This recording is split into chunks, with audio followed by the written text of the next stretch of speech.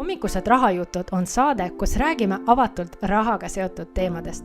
Mina ja Katariina Tint räägin erinevate külalistega sellest, kuidas sissetulekut suurendada, teadlikult kulutada ning targalt ja jätkusuutlikult vara kasvatada. Mõnede külalistega on meil ka kinnine osa, mis avalikku saatesse ei jõua ja kus osalejad saavad külalistele ka küsimusi esitada. Saates laivis osalemiseks registreeri ennast moneysmarterme.eu/hommikused rahajutud. Tere tulemast meie Hommikused rahajutud saatesse, kus meil on igasugused põnevad külalised, kellega me räägime rahateemadest ja investeerimisest. Ja täna päriselt minu jaoks on, ma arvan, üks põnevatest külalistest, kes tuleb meil päriselt professionaalsest investeerimist maailmast ehk on selle nimetatakse institutsionaalne investori esindaja, on ju. Et see on nagu täiesti uus esmakordne meie jaoks. Tere tulemast, Age Peeter, kes on Swedbank investeerimisfondide juht. Tere tulemast. Tere, väga tore on siin olla. Meil on kindlasti super tore meel, et sa tulid meiega rääkima ja jagama kõiki saladusi, mis siis ametlikus investeerimismaailmas toimub. Aga alustuseks äkki ma hea meelega küsiks sinu käest, et kuidas siis sina oled jõudnud päriselt investeerimisfondide juhi ametipositsioonini ja kuidas üldse sinu igapäevane töö välja näeb? Jaa, see on olnud üks pikk tee, et töötan siis juba Swedbankis pool elu, 20 aastat on täis ja natuke peale ka juba tiksunud. Ja alustasin oma tööd pangas praktikandina, suvetellerina Viljandis, olen Viljandist pärit. Ja kuidagi oli niimoodi, et ma arvan, et ma olin umbes 9. klassis, kui ma mõtlesin, et mina tahan pangas töötada, et ma teadsin, kuhu ülikooli ma tahan minna, ma teadsin, ma tahan panka tööle minna ja mis sa 9. klassis oled, 15-16 umbes, eks on ja. Ja kui ma siis aastal 2001 praktikale kandideerisin Swedbanki ja mind siia ka valiti, et siis ma sain tegelikult aru, et oi, et ega ma ikkagi täpselt ei teadnud üldse, mis see pangatöö tähendab, et see ettekujutus oli ikkagi täiesti midagi muud. Aga kuidagi nii läks, et tulin praktikale ja jäin, et olen töötanud hästi mitmes erinevas valdkonnas pangas, olen töötanud ettevõtete panganduses, jaepanganduses, tooteüksuses, klienditeeninduses ja kui päris aus olla, siis investeerimismaailm oli midagi selline, mis tundus, et ei, et see küll minu jaoks ei ole, et see tundus nagu selline, ma ei tea, ikkagi täitsa midagi teist ja ma rohkem olin selline nagu laenude poole pealt tulnud ja finantseerimise taustaga ja mõtlesin, et ei, et las see olla, et mul on siin pangas põnevaid asju teha küll, et las see jää.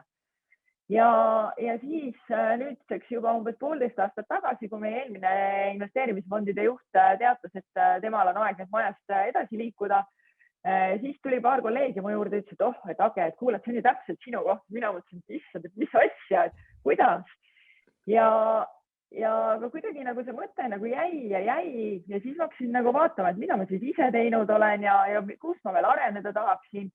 Ja lõpuks võtsin ikkagi paberi, pean tunnistama, et täiesti vanakooli inimene võin näidata, et siin ka ettevalmistustööd paberil. Kirjutasin oma mõtted siis välja, et miks see võiks siis olla hea mõte ja miks see võiks siis nagu mitte olla hea mõte.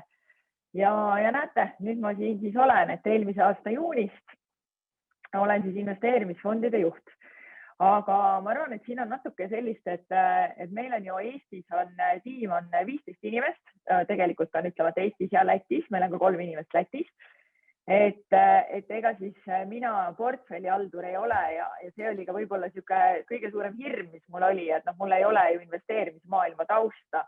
Et kui ma ikkagi hakkasin seda tööd tegema ja meie inimestega rääkima, et siis vahepeal oli päris keeruline aru saada kõikidest terminitest, eriti kui kiiresti räägiti.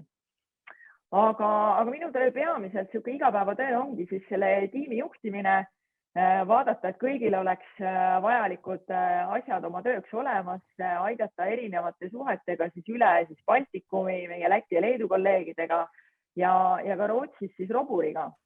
Et investeerimismaailmaga seotud kindlasti, aga päris portfellihalduri mõõtu ikkagi välja ei anna ja ilmselt ei hakka ka andma. No vaata, räägitakse, et tulebki palgata targemaid inimesi, kes saavad aidata sind igasugustes olukorrades. Nii ma vaatan, et mul on kaamera siin välja lülitanud. Igasugused huvitavad viperdused meil toimuvad. No aprill on ikka naljakuu, peab asju juhtuma. No just. Kuule, aga sa mainisid just Robur fondidest ja see on tegelikult üks, ma arvan, investorite jaoks, kuidas Swedbank kuidagi hiljuti eriti investorite suudes hakkas rohkem läbi käima, ongi see, et uued huvitavad fondid tulnud, on ju, ja pluss pensionifondides on nüüd hulk indeksfonde, et me kõik tahame nagu indeksfondidesse investeerida, on ju. Et kas sa räägiks meile veidikene nagu lähemalt, et mis see Swedbank Robur on, sest nagu tundub, vaata, Eesti jaoks on nagu värske, kõik arvavad, et see on midagi noort ja nagu, mis see Swedbank Robur siis on lõpuks? Jaa, Swedbank Robur on siis nii siis Swedbank investeerimisfondid kui Swedbank Robur on varahaldusettevõtted, mis kuuluvad mõlemad siis Swedbanki gruppi. Et kliendid siin Eesti turul on ju pikalt Swedbanki pangana nii-öelda näinud, kasutanud, suurim pank, suurim turuosaline siin. Ja ma arvan, et ka investeerimisfondid on tegelikult sisu poolest tuttavad, võib-olla mitte nime poolest nii palju, et nagu ma ütlesin, et meil siis investeerimisfondides on 15 inimest tööl ja meil on natuke rohkem kui 2 miljardit eurot on raha, mida me haldame ja kõige suuremad portfellid on siis loomulikult pensioni teise samba fondid. Aga Swedbank Robur on siis, või tegelikult on isegi seal nii-öelda, kui täpne olla, siis ta on Swedbank Robur Fonder AB ehk siis Rootsi ettevõte ja see on siis Rootsi suurim varahaldusettevõte ja ta on ka Skandinaavia üks suuremaid. Et Roburis on meil tööl siuke suurusjärk 270 töötajat, kellest 80 on otseselt seotud siis investeeringutega. Ja Roburil on üle 90 fondi üldse kokku, mida nad haldavad. Neil on samamoodi siis fondid, mida pakutakse nii-öelda müügis kõigile, aga on ka siis need portfellid, mis on siis nii-öelda neile antud hallata. Et ka siuke mitmekesine töö. Ja Roburil on umbes suurusjärk siuke 4 miljonit klienti ja nende varade maht, mida nad haldavad, on siuke siis paarsada miljardit eurot.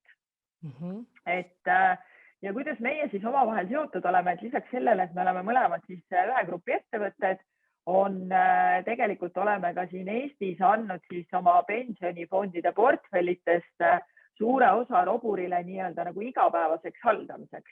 Et strateegilised otsused ja valikud me teeme siin Eestis, ehk siis paneme paika, et millised on need piirkonnad, kuhu me tahame investeerida, milline on aktsiate osakaal ja võlakirjade osakaal, ka näiteks temaatilised investeeringud, mida me viimastel aastatel oleme järjest suurendanud, et kõik selline nii-öelda strateegiline otsus, selle me teeme siin oma tiimis Eestis ja igapäevane haldamine ja konkreetsete instrumentide valik on jäetud siis Roburi portfellihalduri teha.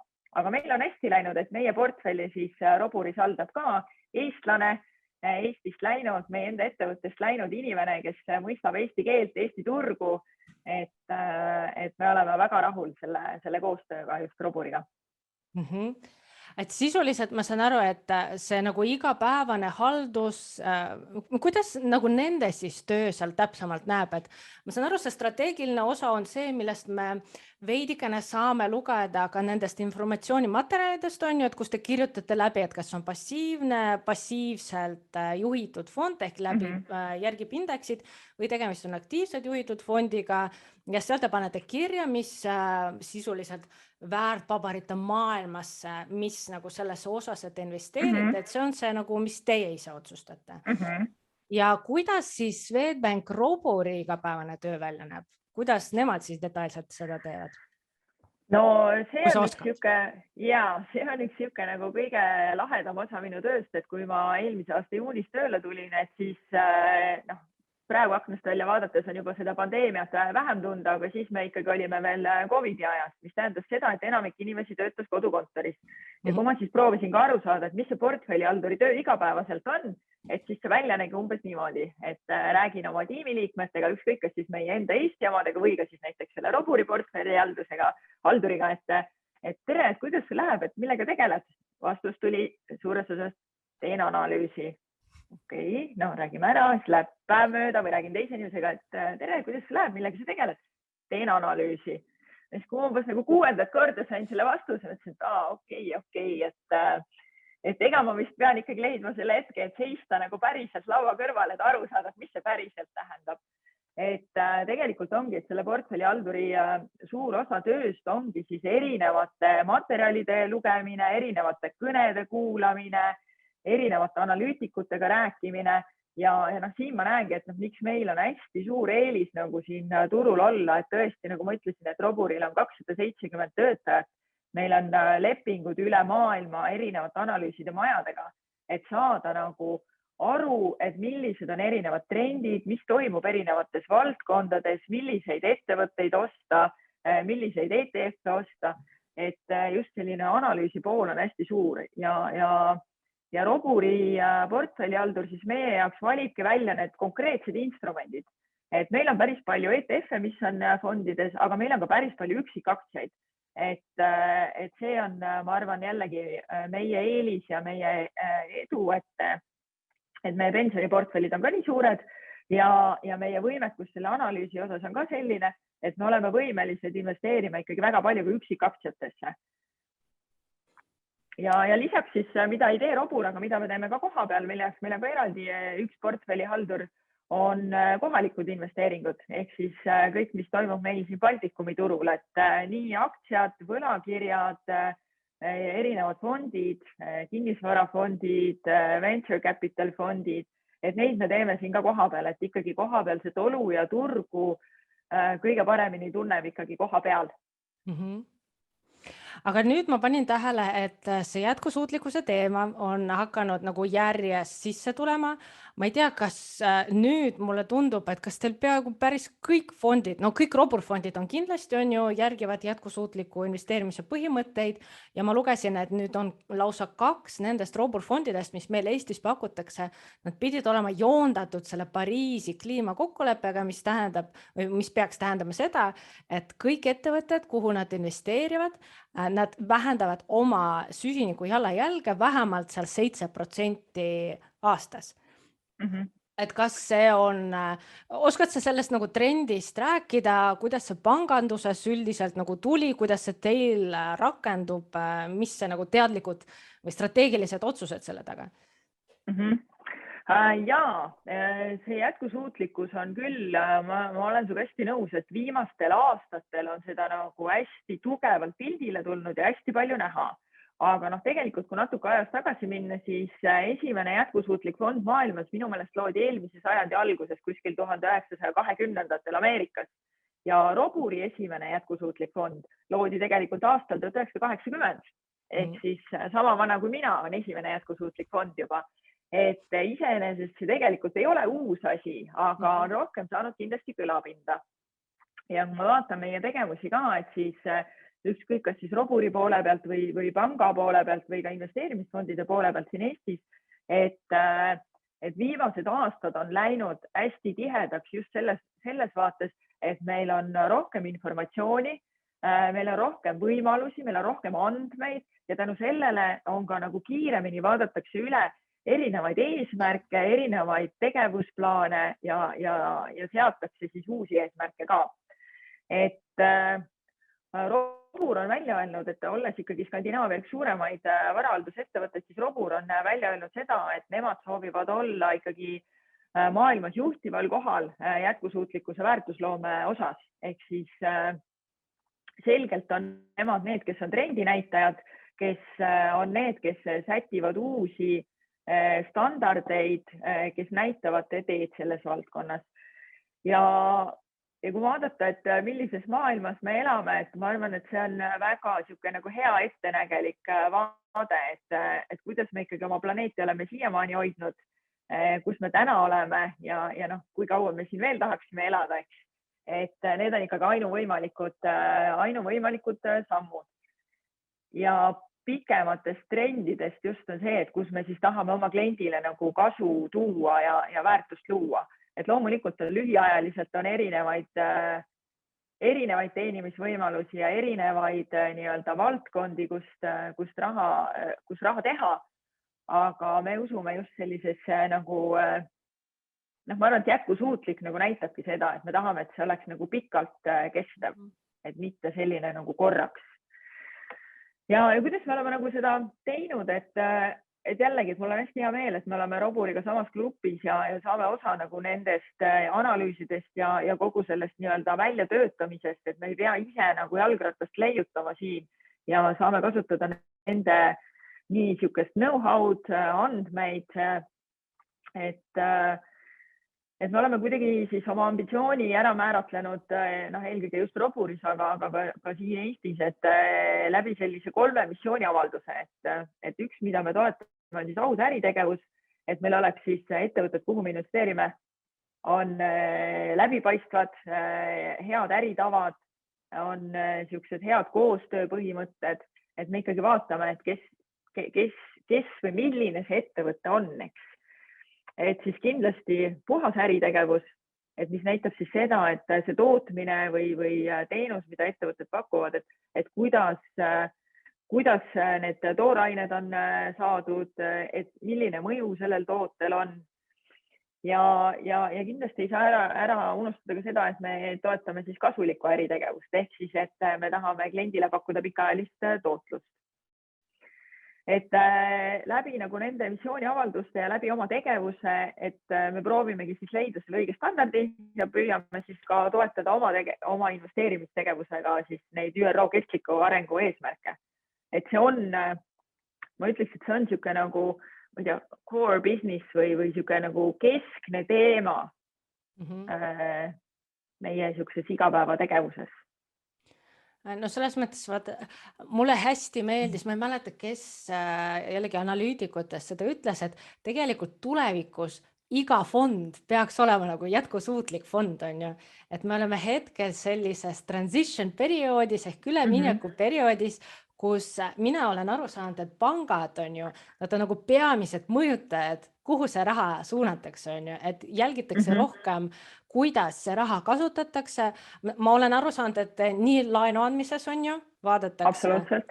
Just, et see on nagu otseselt, et mis projekte me finantseerime, kuigi ma olen aru saanud, et Euroopa jaoks see tähendas seda, et meil viimased, ma ei tea, mingi 5 aastat ei ole eriti sinna nafta arendusse üldse investeeritud ja nüüd on meil nagu selline olukord, nagu meil on tekkinud, kahjuks on ju, aga nagu nii laenudes kui ka fondide juhtimisel, et järjest need ettevõtted, kes on sisuliselt, nad peaksid nagu ise püüdma olla rohkem jätkusuutlikumad. See tähendab seda, et positiivne või vähemalt nagu vähendada seda negatiivset mõju siis keskkonnale, omada pigem positiivset mõju kogukondadele, töötajatele, no kõikidele nende sidusrühmadele on ju, kelle ümber või keda see ettevõte ise puudutab ja pluss see hea valitsemine, noh, ma ütleks, see on juba see tavaline osa, mis peaks igal ettevõttel olemas olema, on ju, aga just see E-täht nagu on see, mis on värskelt tulnud. Aga kas sina oskad öelda, et minu jaoks oli üks nagu üllatus see, et jah, passiivsed fondid ja samas nagu tehakse mingid filtrid veel, et nagu passiivne või aktiivne, et nagu kas ma saan aru, et see on niisugune nagu miks siis Robur fondis või vähemalt jah, alus on see indeksfond, aga samas siis mingi aktiivne juhtimine käib ka? Jaa, kõigepealt ka, et sa enne mainisid ka, et meil on Eesti turul on ka mõned Robur fondid, mis on juba selle Pariisi kliimaleppega nii-öelda kooskõlla viidud, et Roburil täna on niisugune natuke üle 90 fondi, et neist 11 on juba tegelikult tänaseks viidud selle Pariisi kliimaleppega vastavusse ja me selgelt töötame, et kiirendada seda. Aga kuidas me neid valikuid, siis instrumentide valikuid teeme, et ega see passiivne fond on ju ka niimoodi, et meil on näiteks Meil on siis indeksfonde Eesti turul, ma mõtlen pensionifondides on näiteks 2 indeksfondi on Swedbankil siis teises sambas ja siis 4 indeksfondi on kolmandas sambas. Ja kuidas me need varad oleme sinna valinud, et see passiivne juhtimine tähendab seda, et me ikkagi ühe korra ju vähemalt alustades vaatame peale, valime sinna alusinstrumendid. Neid on tavaliselt selline suurusjärk 5-6, et kuidas siis, mille vahel on need siis see portfell siis erinevate proportsioonidega ära jaotatud ja see ESG filter tähendabki seda, et me tegelikult need alusinstrumendid valime nende siis instrumentide seas, mis juba järgivad neid ESG põhimõtteid.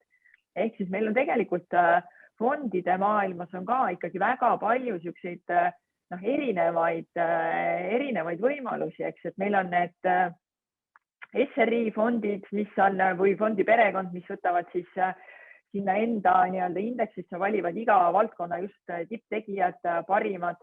Et meil on fondid, mis on nii-öelda ka tähistatud ja märgistatud juba ESG nii-öelda märkega, et sinna kuuluvad need ettevõtted, kes järgivad ESG printsiipe.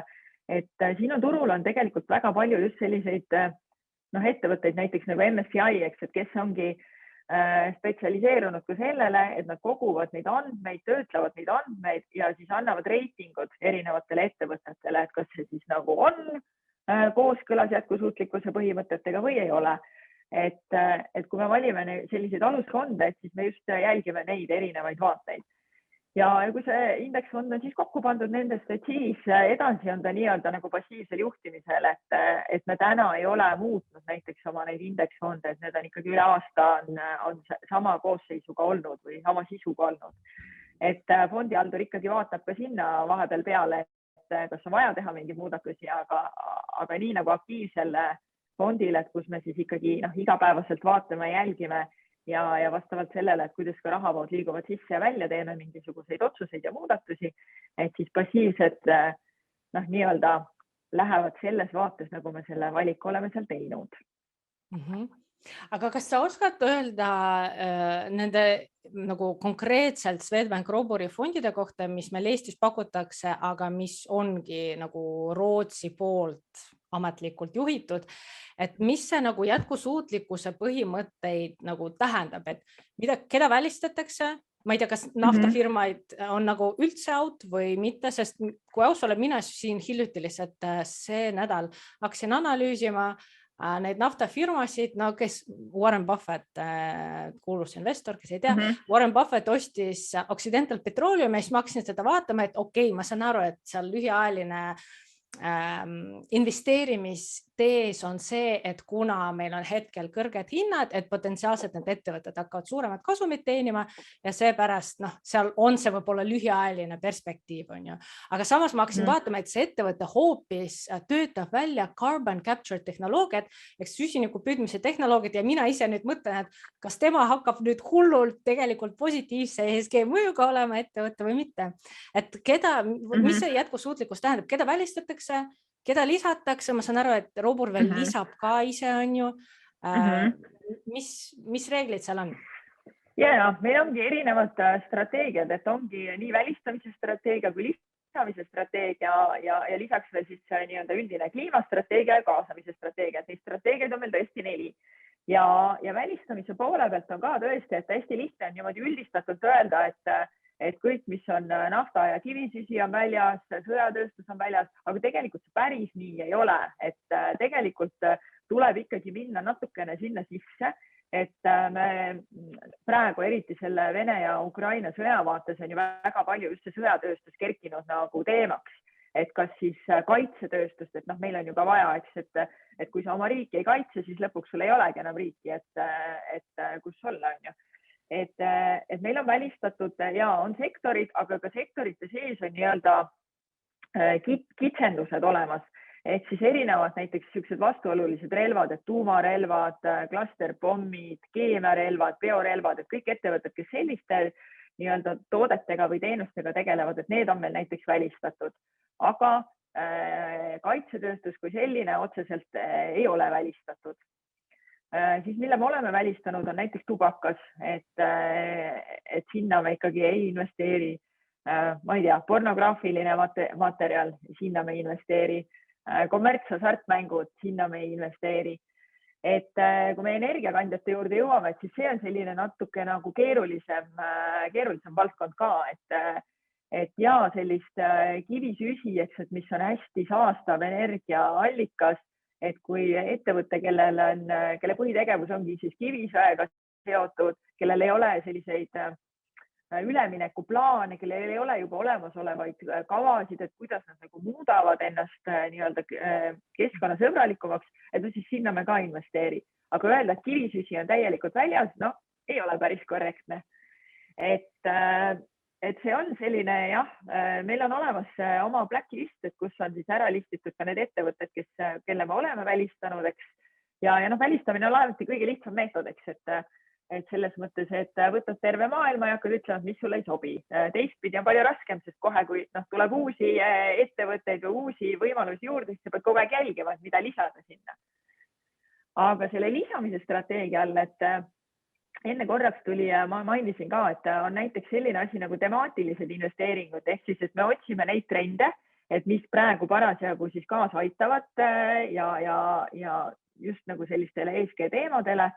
Ja meie enda pensionifondides on ka näiteks, meil on elektriautode teemakorv, et kuhu me otsime siis tootjaid just sellest valdkonnast ja mitte ainult siis elektriautode tootjaid, vaid ka tegelikult, kes tegelevad selliste nii-öelda, ma ei tea, materjalidega, kes on nagu selle tarneahela osad, et kes võidavad sellest trendist nii-öelda nagu tarneahelas, mitte ainult siis nagu see lõpuks autotootja ise. Siis meil on näiteks olemas küberturvalisuse korv, et ma arvan, et juba alates selle pandeemia ajast, et kui kõik inimesed läksid koju töötama või ütleme suur osa inimesi, et siis IT-sektoril ikkagi on väga suur väljakutse, et kuidas nagu kaitsta neid andmeid ja kaitsta seda töötamist siis nii-öelda distantsilt ja nüüd loomulikult see sõda siia juurde ka, et see küberturvalisus on selgelt üks kiiremini kasvavaid valdkondi.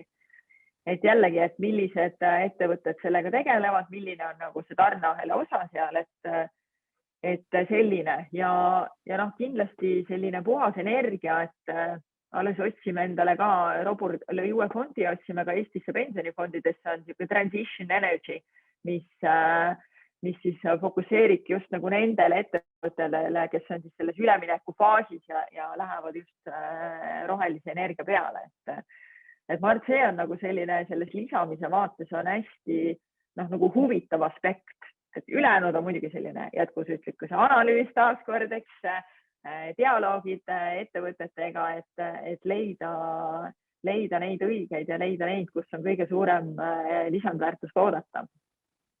No ma saan aru, et see välistamine on niisugune kerge, on ju, et seal on olemas rahvusvahelised normid ka, näiteks nagu lapstööjõud, ma saan aru, et kui kuskil, ma saan aru, et teil Roburil ja Swedbankil arvatavasti ongi nagu väga paljudele analüüsidele juurdepääs olemas, et kui kuskil see red flag, punane lipuke nagu tuleb, et tšiks, siis see ettevõte nagu laua pealt välja läheb, aga see lisamine minu jaoks ka, et see ongi see, kus ongi vaja siukest aktiivset analüüsi. Minu jaoks jällegi see Accidental Petroleumi näide, nagu see ettevõte ja ta on hullult palju nagu saastab, on ju, sest ta toodab kivisöest ja naftast, nagu naftaga tegeleb.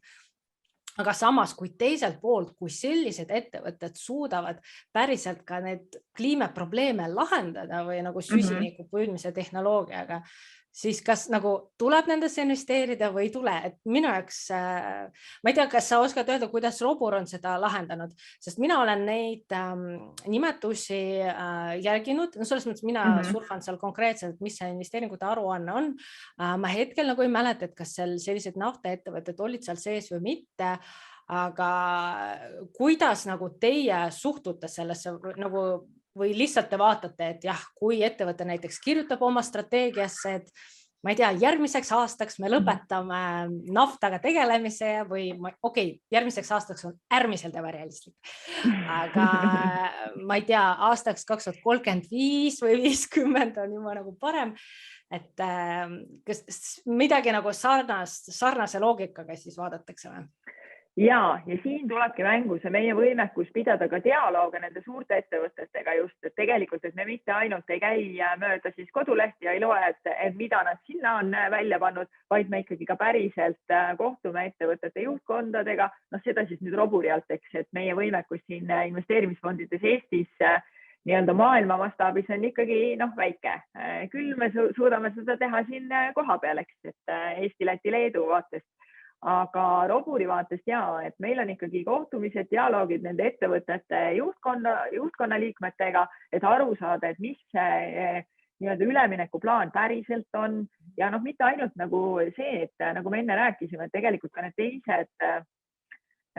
teised tähed seal, need SG, et kuidas ettevõte siis nii-öelda selles keskkonnas, kus ta toimetab, et kuidas on suhted seal poliitilisel maaskonnal, kuidas on nagu suhted ühiskonnaga, milline on juhtimistavad, et nagu suurte ettevõtete puhul, et seda analüüsi on väga palju ja ma arvan, et just tõesti see nagu otsesuhtlus ja selle võimekus, et see annab meile palju juurde ja see annab ka meile eelise, et kui me üksikaktsiatesse tahame investeerida. Kas see oli siis see Robur fond, on ju? Välistamine pluss lisamine, otse dialoogid, mina saan aru, et nad investeerivad otse aktsiatesse, samas nad jälgivad indeksid. Mul küll seal, ma ei tea, kui sa saad Roburi käest küsida, et ma mõtlesin, et miks seal on kirjas, mis indeksid jälgitakse, on ju, MSCI World näiteks. Et miks mitte kohe võtta MSCI World ESG leaders ehk mingi ESG liidrid ja olla sellega näiteks rahul? Ma ei tea, selline küsimus tekkis. Siin on ka niimoodi, et kuna neid fondihaldureid Roburis on ikkagi väga palju, et siis kõikidest ei oska rääkida, aga kui me näiteks vaatame meie enda portfelli, siis võtsin lihtsalt näiteks ka, et meie näiteks V100 indeks 3. sambas, et siin meil ongi näiteks mis meil on siis näiteks Amundi indeks, MSCI World, SRI, ehk siis ka jällegi sotsiaalselt vastutustundlik investeeriv fond. Või näiteks Luxury, MSCI World, ESG, Trend Leaders. Et me tegelikult ise juba ka nagu jälgime ja valime neid, et meie Swedbanki investeerimisfondide siis pensionifondid on kõik helerohelised, ehk siis nad võtavad arvesse neid ESG aspekte, välja arvatud üks, mis kohe saab heleroheliseks, et meie siis ka 1990-99 selle fondi me läheme siis mai alguses, läheme üle ka üksikaktsiatele, et see on meie ka üks indeksfondidest ja vahetame need alla olevad 5 ETF-i siis üksikaktsiate vastu ja siis juba need üksikaktsiad valime ka läbi nende ESG kriteeriumite, et siis me saame öelda, et meil on ka kõik on 100% helerohelised fondid. Ma just tahtsin küsida, minu järgmine küsimus oligi see, et ma tean, kuna Swedbank Robur fondid, nad päriselt investeerivad nende ettevõtetesse, on ju, meie pensionifondid, nad ikkagi kasutavad neid teisi fonde, on ju. Et mis seal veel, kas on mingid veel erisused, mis on konkreetselt Swedbank Robur fondid, mis on fondidesse investeerimise all nüüd Swedbankis valikus versus need pensionifondid, mis meil teine sammas ja 3. sammas indeksfondid on? Meie võimekus täna lihtsalt ongi, et kuna pensionifondide suurused on erinevad, et siis me Swedbankis näeme, et meil on ka nii suuri fonde juba, et meil on mõistlik minna sinna üksikaktsiate peale ka, et meil on see võimekus olemas, et kui on ikkagi väiksemad fondid, et siis ka kliendi vaatest on lihtsalt mõistlikum ja soodsam kasutada alusfonde. Aga mis on nagu suur erinevus on see, et tõesti, et kui ma ütlen, et meie siin juhitav vara kokku on 2 miljardit ja Roburil on suurusjärk 200 miljardit, et siis see toobki ära selle, et Roburil on võimekus teha erinevaid temaatilisi fonde. Et kas meil on siis näiteks see tumeroheline fond, mis on Climate Impact fond, kas meil on mingi piirkondlik fond, kas meil on sektori fond, et seda raha on piisavalt, et me suudame teha selliseid temaatilisi fonde ka. Et kui me vaatame nagu Eesti pensionifonde, et siin on ju ka läbi aja nagu proovitud erinevate fookustega, aga see maht ei ole ikkagi nagu nii suur, et me suudaks teha siia siia sellist väga konkreetset kitsa nagu huvigrupi ekstra fondi, et iseenesest ma arvan, et oleks väga lahe, kui meil oleks ka siuksed temaatilised investeeringud, eks, et tõesti küberturvalisuse fond võiks ju olla või kliimamuutuste või siuke ka ülemineku energia, aga ma arvan, et see maht täna siin Eesti turul ei ole nagu piisav, et see tasuks ära sellist nagu ekstra eraldi fondi loomist. Aga siis me saame seda teha oma pensionifondi sees, et just nende teemakorvidega, nii et leiame ikka lahenduse. Mul tekkis küsimus, et kui te hakkate üksikaktsiatesse investeerida, kas see tähendab, et investori jaoks hakkab asi kallimaks minema või? Ei hakka, kuna see fond on meil juba nii suur, et siis me ikkagi oleme need arvutused teinud ja see üleminek ikkagi läheb kliendi jaoks või ütleme nii, et kallimaks ei lähe, et täna me oleme seal natuke kompenseerinud oma ettevõtte poole pealt ka erinevaid alusfondide kulusid, aga ei, et ega siis, kui me ju ETF-e ostame, et siis ka nende nii-öelda nagu management feed tuleb ju tasuda ja ka nendel on kulud, et ega siis need ETF-id ka tasuta ei tule. Ja siis teine küsimus, et kui te jälle ostate üksikaktsiaid, et kas meie saame kuidagi rohkem hakata neid ettevõtteid mõjutama, sest ma tean üks asi, vaata, mis ükskõik, mina investeerin fondidesse, on ju, mina ei saa hääletada nagu nende ettevõtete üldkoosolekutel, mul on sisuliselt null õigus. Okei, ma olen veel nagu päris väike aktsionär, arvatavasti minu hääl ei mõjuta midagi, aga samas fondijuhtide ja fondihaldurite hääled on päris suured ja mõjukad, et ma tean, kus juures see Larry Fink, kes on BlackRocki CEO oma selle aasta kirjas oli, et ta just kirjutas, et nad hakkavad päris suurte institutsionaalsetele investorile pakkuma juba seda võimalust, et nagu hääletada või anda edasi ma ei tea, oma investorite hääled, et kuidas nemad tahaksid neid ettevõtteid mõjutada. Et seni, meil pensionifondides me ei saa ka sellest on ju rääkida, et näiteks kui pensionifond on ju, ta omab teisi fonde, läbi mille me nende ettevõttesse investeerime, aga kas tulevikus äkki on võimalik, et meie saame kuidagi nagu hääletada ja rohkem veel mõjutada neid ettevõtteid, et päriselt üle vaadata ja veenduda, et meil on selle net zero ülemineku plaanid ja me survestame ettevõtteid kiiremini üle minna jätkusuutlikumatele mudelitele. Ma isegi ütleks, et need võimalused on meil ju täna Eestis ka olemas ja me neid kasutame ka, et läbi nende kohalike investeeringute, mida me oleme teinud, ükskõik kas siis kohalike näiteks kinnisvarafondidele või ka neid otseinvesteeringuid, et me osaleme ikkagi ka nendel aktsionäride koosolekutel ja käime kohtumas juhtkondadega ja avaldame arvamust, et tegelikult institutsionaalsetel investoritel ikkagi on neid võimalusi olemas ja siin ongi, ma arvan, selline küsimus, et kuidas on see poliitika maja sees tehtud, et kas seda kasutada ja kui palju seda kasutada.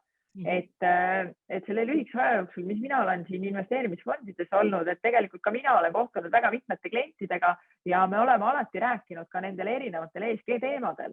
Et on nagu tõsisemad, mis on ikkagi just ka rohkem võib-olla sellise kliimapoliitikaga seotud, ma ei tea, majade energiatõhususe, et näiteks need elektriautode laadimisjaamad, et sellised vaated ja natukene sihuke, peab ütlema, et mõni asi on ka natuke võib-olla pool naljaga, et kui me räägime Eesti kontekstis ja meil on sihuke väike ettevõte, kus on 3 inimest ja kõik on sellised keskealised valged mehed, et siis loomulikult me ei lähe suruma, et kus on teie sooline mitmekesisus või muu, on ju. Aga ei, et me tegelikult oleme ka sihukeses Balti kontekstis, ma ütleks, et see teema on ikkagi väga nagu keskne, et see on sihuke nagu loomulik asjade osa, mis on kogu aeg laual, et see ei ole kuidagi, et oot, nüüd mul on mõni ESG küsimus ka.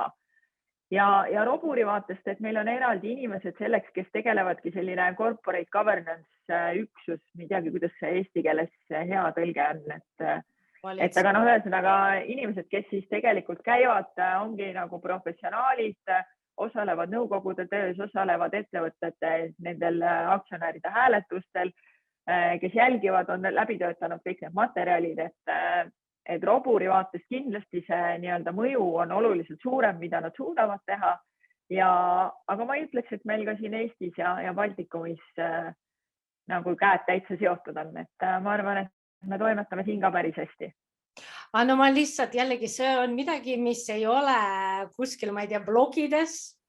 Äkki tulevikus võiksite blogides kirjutada, et no meie väikeaktsionärid sisuliselt, nagu me saame ainult lugeda, mis institutsionaalsed investorid teevad, et kas meie saame kuidagi ka vähemalt kaasa osaleda kõrval selles tegevuses ja lugeda, et see oleks nagu ülimalt tore, sest no loomulikult igal fondijuhil on võimalus ja päriselt need kutsed ju tulevad osale üldkoosolekutel ja nii edasi.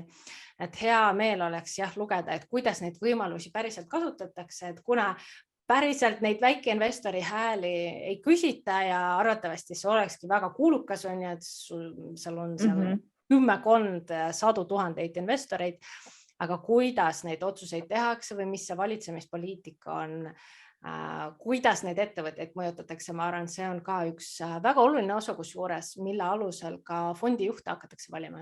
Mina ise ka, et ma juba hakkan nagu vaatama, et kuidas fondijuht siis valitseb oma investeeringuettevõtteid, et kas seal on nagu kirjas, kuidas ta hääletab näiteks ESG mingi teemapunktide peale. Või vähemalt ma nagu otsin seda informatsiooni, sest paratamatult see on nagu järjest olulisemaks muutub, et see asi muutub järjest läbipaistvamaks õnneks internetile ja jätkusuutlikkus on kindlasti kõikidele, lihtsalt see on number 1 teema. Tänapäeval ma arvan järjest rohkem seoses selle energiakriisiga, kuhu kahjuks oleme jõudnud. Et ma ei tea, mul just selle energiakandjate kohta tekkiski küsimus, et ma olen põgusalt vaadanud ja võrrelnud Swedbank Roburis on siis Rootsi fond maailma ettevõtted, mis investeerib siis arenenud riikide aktsiatesse selle 1 aasta tootluse, sest nad said 1-aastaseks vist veebruaris, 21 veebruar vist tuli turule. Et igatahes ma võrdlesin selle 1 aasta tootluse selle indeksi tootlusega, mis päris õige võrdlus ka ei ole, sest teil on see ESG kriteerium, on ju, ESG filter peab. Aga seni seal tuli veidikene väiksem tootlus ja siis mul tekkis see mõte, et praegusel hetkel see väiksem tootlus kahjuks võibki tulla sellest, et naftaettevõtetel hind on tõusnud, naftaettevõtete aktsiahinnad on ka tõusnud. Ja siin on jälle see küsimus, et kui naftaettevõtted hakkavad neid üleminekuplaane tegema ja süsinikutehnoloogiat arendama, et äkki peaks neid rohkem tegelikult vastupidi, rohkem neid ostma, rohkem hääletama nende nagu kiiremate üleminekuplaanide peale. Kuidas igatahes see küsimus on see, et energiasektor seda nagu fondide hõlmamine, kuidas see võib investorite tootluseid mõjutada ja kuidas üldse see jätkusuutlik investeerimine võiks nagu suuremas pildis nagu seda majandust mõjutada. Selline suur küsimus, ma ei tea. Ja, väga suur küsimus, et ega ma nüüd siis päris energia valdkonna ekspert ei ole, aga saan peegeldada, kuidas meie seda oma maja sees oleme käsitlenud, eks, et ja lisaks sellele, et me oleme rääkinud siis energiatootjatest ja sellest kliimamõjust, et nüüd on ju lisandunud täiesti uus aspekt, mis on siis energiajulgeolek, et energiasõltumatus. Ja sul on täiesti õigus, et need naftatootjad ja mida on teinud naftaindeks, et need naftatootjate aktsiahinnad on ka tõusnud siin selle aasta alguses ikkagi ka nagu päris korralikult. Aga ei saa öelda ka seda, et jällegi, et kui see Vene ja Ukraina sõda algas ja oli selge, et meil on seda energiajulgeolekut ja energiasõltumatust vaja, et siis tegelikult tegid päris suured hüpped ka jällegi selle nii-öelda roheenergia tootjate aktsiahinnad. Et eks neid erinevaid perioode, eriti kui lühikesi perioode nagu otsida, et siis leiab nagu igasuguseid, et kes on all ja kes on peal ja kes teeb sellel hetkel paremini. Aga ma arvan, et sellest energiapoliitikas, et tahes-tahtmata, et täna tehakse 2 sammu või 1 sammu tagasi selleks, et teha nagu mitu sammu nagu edasi uuesti. et võib-olla nagu mõningad asjad tehti liiga rutakalt, ei olnud veel valmis, meil ei ole sellist võimsust nii-öelda roheenergias, et tagada kõiki vajadusi. Väga palju sõltub ka sellest, et millised on talved, eks on ju, et kui palju seda energiat meil vaja läheb. Et pikemas perspektiivis me siiski näeme seda, et täna anda raha juurde nii-öelda, ma ei tea, selliste vanakooli energialahenduste jaoks, me seda ei näe, et see oleks õige, aga just nagu sa ütlesid, üleminekuplaanide toetamiseks, üleminekuplaanide elluviimiseks kindlasti. Aga ma arvan, et me täna olemegi natuke sellises olukorras, et meil on siin juba uus töötav roheenergia, taastuvenergia, siis meil on sellises üleminekufaasis olevad ettevõtted, kes nagu liiguvad sinnapoole ja mis seal salata, meil on ju täna ka ikkagi nagu neid ettevõtteid, kes toodavad nii, nagu on toodetud, ma ei tea, kogu aeg, ja ilma mingi plaanita seda hetkel muuta. Et see on nagu see sektor, kuhu me ei näe, et me raha peaks juurde andma, küll aga just nagu üleminekuks ja siis uute nende lahenduste loomiseks. Aga tuumaenergeetika, toetame? Vaat ma nüüd ei oska küll öelda seda, et kas meil on portfellis ka, võib-olla selles Transition Energy's isegi on neid ettevõtteid küll, jah. Aga see Transition Energy portfell, see on siis mingi eraldi fond Swedbank Roburi? See on Roburi fond, täiesti uus alles tehtud Transition Energy fond ja meie siis oma pensionifondidesse ostsime siis seda Roburi fondi. Et kui vaadata üldse meie pensionifondide nii-öelda alusvarasid, siis meil on ikkagi päris palju on erinevaid Roburi fonde sinna ka nii-öelda alusvaraks sisse ostetud. Aga see on siis aktiivselt juhitud fondides? Ja aktiivselt juhitud fondides, aga ka näiteks K90 on meie Global Access sees. Aha, okei. Aga ma just mõtlen, see Energy Transition on minu jaoks nagu hästi huvitav, et kas selliseid nišikamaid Swedbank Roburi fonde on mõte ka nagu Eesti turule tuua või see teeb veelgi segasemaks?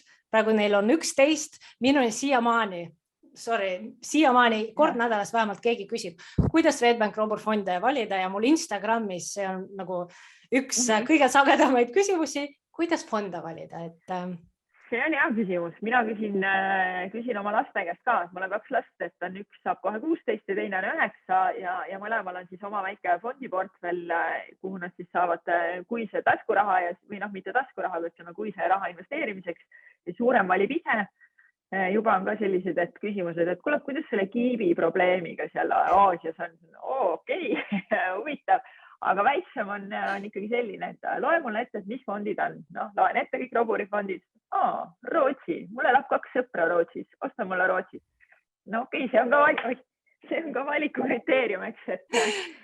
Eks me tegelikult töötame kogu aeg siis selle Roburi tooteüksusega koos, et aru saada, et mida ja milliseid fonde Eesti turule tuua. Et nüüd ma natuke räägin küll teiste inimeste eest, et see ei ole otseselt minu töölaual, aga neid ülevaateid, et mis Roburil uued on tulnud, millised on populaarsemad Rootsi turul, et sellised diskussioonid meil on ikkagi kogu aeg on olemas. Aga taaskord, et nagu me enne jõudsime, et ega Eesti turg või Balti turg ei ole nüüd nagu ka teab, mis suur, et ma arvan, et meil ei olegi mõtet siia 90 fondi turule tuua. Et eks me proovime teha siukse parima valiku, mida nii nagu me oskame, ja pakkuda sellist võimalikult ka siukest nagu laiapõhjalisust just, et oleks nagu erinevad, et ei oleks nagu väga palju sarnaseid, pigem oleks just nagu erinevaid võimalusi, ma arvan, et tõesti Roburi fondiga, eriti kui alustada veel investeerimist, et on ikkagi nagu päris hea võimalus, et ei pea panema suuri rahasid ja saab just nii-öelda proovida seda erinevaid ka võib-olla neid nagu tsükleid läbi käia, et kui ma ostan ja siis see kukub, et jällegi suurema poisi pealt, et ma näen, et tal oli natuke rohkem see raha, et kui nüüd see aasta alguses tuli nagu see jõnks allapoole, et siis ta oli ikkagi nagu, et appi ja siis me nagu koos vaatasime, ütlesin ka, et aga et kui sul on see, et sa tead, et sa seda raha niikuinii ei kasuta nagu aastaid veel, et mis sa muretsed, äkki ei pea iga päev vaatama.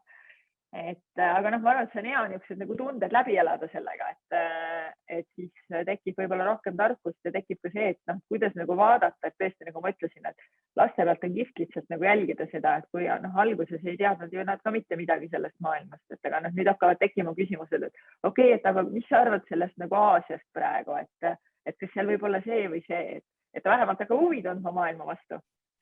Ja selles mõttes selle Aasia kohta, see on ka minu portfelli vaates üks huvitav analüüs.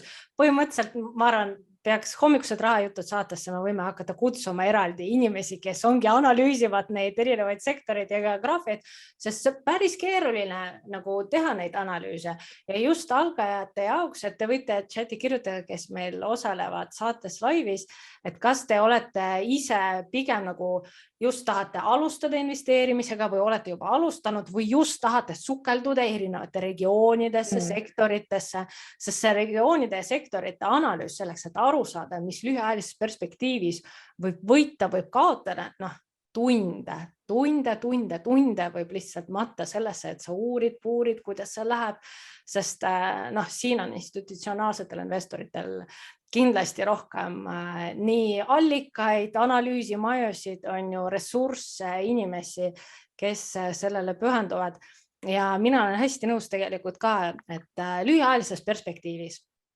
tõesti, meil mõni sektor võidab, mõni kaotab.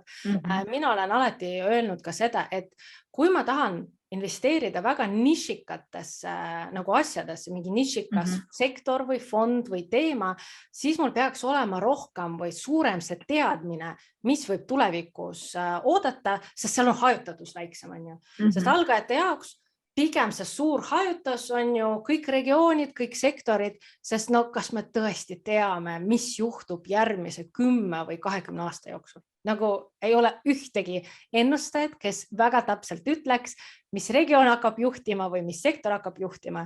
Jah, me teame neid globaalseid trende. Põhimõtteliselt IT, robootika, jätkusuutlikkus on väga suur trend, aga nagu veel nišikamalt, detailsemalt, väga raske ennustada. Ja algajatest rääkides oli just küsimus, et mis oleks sinu soovitus algajale, kes võib-olla tuleb Swedbanki kodulehele, mis on veidikene segane, tunnistan, ja siis nagu vaatab, et nagu kuhu ma pean klikkama, mis fonde ma pean valima, et nii palju fonde, kuidas ta peaks üldse selles investeerimismaailmas orienteeruda, mis oleks nagu sinu soovitused?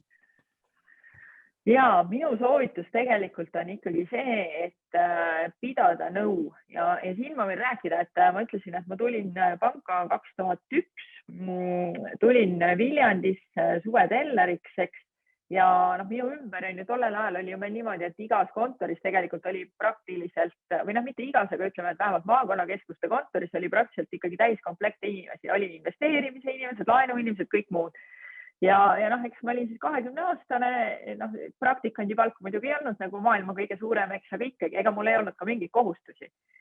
Ja minu kõige suurem nii-öelda nagu kahetsus võib-olla tagantjärgi on see, et ma ei osanud ikkagi ise küsida tollel hetkel, et kuulge, rääkige mulle nüüd, et ma sain siin selle raha, eks on tore, et reisisin palju, eks on ju, kogusin elamusi, et kõik see, aga ma oleks tollel hetkel juba osanud hakata nagu kõrvale panema, valima mingeid instrumente. Okei, et aasta oli selline, et ma oleks nüüd ka selleks läbi elanud mõned kriisid, eks on ju. Aga ma kuidagi see ei olnud nagu selline tavapärane, et nagu minna küsima nõu, et ma liitusin küll pensioni teise sambaga, kui see tuli, aga see kuidagi käis niimoodi pealiskaudselt ja sellest mul on nagu tagantjärgi vaadates kõige rohkem kahju. Et ma tean küll, et pangatöötajatesse ka, et see suhtumine teinekord on nii, et jälle ta hakkas mulle pensionist rääkima midagi, aga kui korraks nagu tõsta selline eelarvamus kõrvale ja lihtsalt nagu kuulata, ma ei julge öelda, et kas võib-olla nagu kaubanduskeskuses, kui nagu tegelikult see mõte nagu ei ole kohal, aga kui ka seal on mõte kohal, et võib ka seal kuulata, et lihtsalt nagu tegelikult nagu rääkida ja pidada nõu, et ega ei pea ju võtma neid asju, mida siis nagu räägitakse. Aga just see, et tõesti, et selles maailmas orienteeruma hakata, et ma tean, et see pension ei ole maailma kõige seksikam sõna, aga kui ma vaatan täna oma portfelli ja vaatan, ütleme, oma teise samba nii-öelda kogunenud raha, kolmanda samba kogunenud raha tulumaksu tagastusi, mis ma saan, ma vaatan oma tööandja pensionikontot, me lihtsalt nagu nii rõõmus on, et lihtsalt nagu vaatad ja kohe ilus on olla, eks on ju. Et sellel on tegelikult ikkagi oma point, miks sellest räägitakse, et mis asjad on, kuidas sa saad nagu kõige kiiremini ära kasutada kõik need eelised, mis riik pakub, mis su tööandja võib-olla pakub ja siis hakata nagu edasi vaatama, et siis on juba, ma ütleks, et niimoodi, et kellel, kuidas peadki hakkama proovima lihtsalt mingite asjadega. Minu enda portfellis on ka, et mul on nii fonde, on üksikaktsiaid, on ka võlakirju, et ma lihtsalt, ma ei tea, võlakirjad ongi näiteks sellepärast, ma lihtsalt tahtsin näha, kuidas see mulle sobib. Ja need seal on ja tulevad need intressimaksed ja need teevad mind jälle rõõmsaks, kui need tulevad, et lihtsalt peab hakkama nagu kuskilt ilmselt peale ja proovima, aga kindlasti mitte siis selle leivarahaga ärge proovige, eks. Just. Enne meelerahufond ja siis, aga samas me oleme siin Instagramis, meil oli ka üks pikk diskussioon teiste rahatarkuse edendajatega, et vähemalt 1 kuu meelerahufond, 1 kuu kulude suuruses meelerahufond, aga siis väike osa ikkagi 3. sambasse investeerida, mitte võib-olla isegi 50%, aga 10%, 30% kogu säästudest koos meelerahufondi kogumisega, aga lihtsalt, et hakkate, et see pall veerema hakkaks, on ju. Ma just tahtsin fondide kohta küsida, elutsüklilised fondid, see muutus on ka toimunud, et kas sa räägiks palun, sest see on väga suurt segadust tekitanud ja siiamaani veel tekitab, et kas sa räägiks meile palun, mis on juhtunud, mis fonde see puudutab ja kuidas nüüd inimesed peaksid üldse suhtuma nende fondi valikutesse? Ja see muutus nüüd toimub tegelikult 1. maist või kuna 1. mai on püha, siis päriselt siis 2. maist. Aga mai algusest et me ikkagi siin oleme ette valmistanud seda pikalt ja otsustasime, et meie aktiivselt juhitud fondid siis suures osas, mitte siis päris kõik, aga suures osas muutuvad elutsükli fondideks. Ja mis see siis tähendab? Hästi nagu laias laastus, kuidas nagu piltlikult, nagu slaide küll ei ole siin jagada teile praegu, aga piltlikult öeldes niimoodi, et meie pakkumisse jääb nagu ühte otsa, jääb meie pensionifond konservatiivne, ehk siis tänane K10, mis on võlakirjafond, mis on mõeldud kapitali säilitamiseks, mis on mõeldud selle jaoks, et kui sul on selle pensioni minek on juba lähedal, et siis sa nagu põhimõtteliselt hoiad. Ei ole seal väga suuri kõikumisi, aga loodetavasti enam-vähem inflatsiooni suudame katta. Tänase inflatsiooni keskkonnas muidugi ei suuda päris seda ka. Teises otsas on meie indeksfond, mis on 100% aktsiatesse investeeriv, mis käib kaasas turuga kõik need kõikumised, näete neid tõuse, näete neid languseid ja pikas perspektiivis on ikkagi aktsiatesse investeerimine see, mis on nagu ajalooliselt toonud suurima tootluse. Ette lubada ei saa, aga ajalooliselt nii näitab. Ja siin vahel on just elutsüklifondid. See tähendab seda, et mida noorem on inimene, mida pikem on kogumisperiood, seda rohkem on tema fondis aktsiaid. Mida vanemaks inimene saab, seda vähemaks hakkab fondijuht ise keerama seda aktsiate osakaalu. Et see tähendab, et sinna suurenevad siis näiteks kinnisvarafondide osakaal, võlakirjade osakaal ja see. Et mida me nagu näinud oleme, et teine sammas on tänaseks siis 20 aastat vana meie turuleks. Me näeme seda, et klient ei viitsi tegeleda sellega. Ma ei tea, ei viitsi, võib-olla on paha sõna, aga ma arvan, et see on niisugune suhteliselt aus ja ega ma ise ka ju ei viitsiks võib-olla.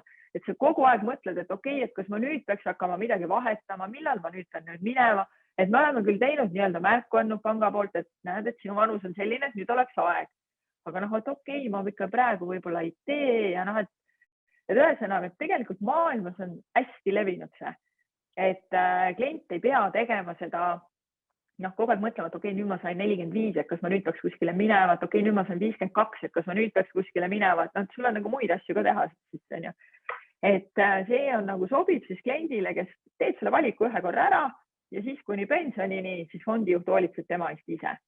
Ja need, kes siis leiavad, et on ise nagu tahavad ajastada, neil on oma mingid muud plaanid, eluga ei ole võib-olla täpselt selline, et lähen pensionile siis, kui pensioniiga nagu kätte jõuab, et siis nendel on võimalus kas olla aktsiates, ise teha see valik kunagi, et muuta või olla siis selles konservatiivses fondis ja mitte võtta riske. et kuidagi nagu lihtsustatult võiks olla see pilt selline, et tahad ise juhtida, sul on 2 äärmust valida, tahad, et meie aitame sind läbi selle teekonna, siis saad väga lihtsalt, et tead, et ikka, kas sa oled 80. sündinud või 70. või 90. Aga nad jäävad selliseks aktiivselt juhitud fondideks, aga see sarnane kombinatsioon, nagu teil on 3. sammas, et seal on indeksfondid, kus on ka erinev proportsioon aktsiaid ja võlakirju. Ja indeksfondides või 3. sammas meil on nii indeksfondid kui avalikud, aktiivselt juhitud fondid ja indeksfondid on meil nii-öelda on jällegi samamoodi, on indeksfond, mis on 100% aktsiates, mis on ilma väljumispiiranguta, paned raha sisse, võtad raha välja nii nagu ise tahad. Ja siis meil on väljumispiiranguga on 3 indeksfondi, mis on mõeldud siis tööandja pensioniks.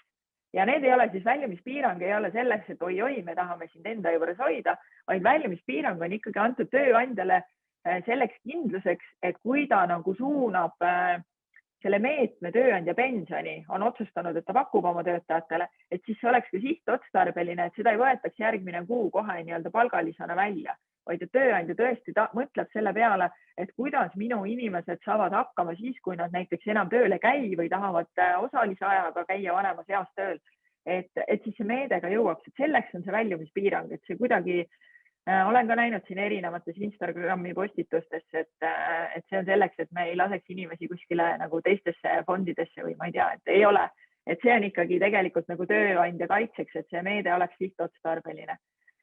Aga mis selle 3. sambaga, et miks me sinna seda elutsükli vaadet sisse pole teinud, on see, et kuna see on vabatahtlik kogumine ja me tegelikult ei tea inimeste plaane, et mõni võib-olla jääb pensionile varem, mõni jääb hiljem, et siis seal hakata nagu nii-öelda ise juba automaatselt seda juhtima, et see ei pruugi kokku minna kliendi nägemusega.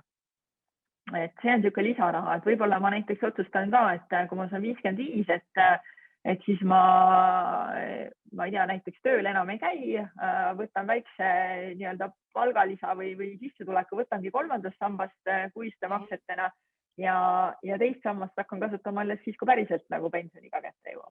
Ei tea. Ja, tõsi. Aga kas sa selgitaks meie kuulajate ja vaatajate jaoks see piiratud väljumine, mis see nagu päriselt tähendab tavainimese jaoks, kes kogub sinna fondi? Ja, et seda raha saab hakata kasutama siis, kui sa oled 55 põhimõtteliselt. Ja siis ma saan tegelikult seda üle viia enne 55. eluaastat, ma saan vähendada ikkagi seda aktsiate osakaalu, kui ma viin teise fondi, kus on aktsiate osakaal väiksem, aga ta peaks olema samamoodi piiratud väljumisega. Just. Et meil on 3 fondi on selle piiratud väljumisega, on siis, kus on aktsiate osakaal kuni 30%, kuni 60% ja kuni 100%. Et nende vahel saab siis liikuda ja otsustada samamoodi, et mida teha. Ja ma arvan, et see tööandja pension võiks olla üks selline nagu märksõna, mida me tegelikult riigile oleme siin ka rääkinud, mida aeg edasi seda rohkem, et oma tööandjate käest ka küsida. Kindlasti. Kui te ei tea, siis igal inimesel on õigus minna küsima oma tööandja käest, et selline võimalus ka on, et mitte mina töötaja ei pane raha 3. sambasse, vaid et ma palun, et minu tööandja teatud protsenti minu siis brutosissetulekust suunab minu eest 3. sambasse, et see raha kohe töötab seal fondi sees ja mina siis ei pea selle pärast muretsema. Et see ei ole tööandjale kohustus, aga see on valik ja kindlasti selline hea viis, kuidas töötajaid tähendavalt motiveerida. Aga mul on küsimused otsa saanud. Ma just tahtsin öelda sulle suur aitäh, et tulid. Saates me ei anna investeerimissoovitusi ega kutsu sind väärtpaberit ostma ega müüma või muid investeerimistehinguid tegema. Küll aga kutsun ma sind üles õppima ja tegema vajalikke samme selleks, et enda rahalist heaolu parandada. Kogu saade teabe on informatiivne ning enne investeerimisotsuste langetamist palun tee omapoolne analüüs.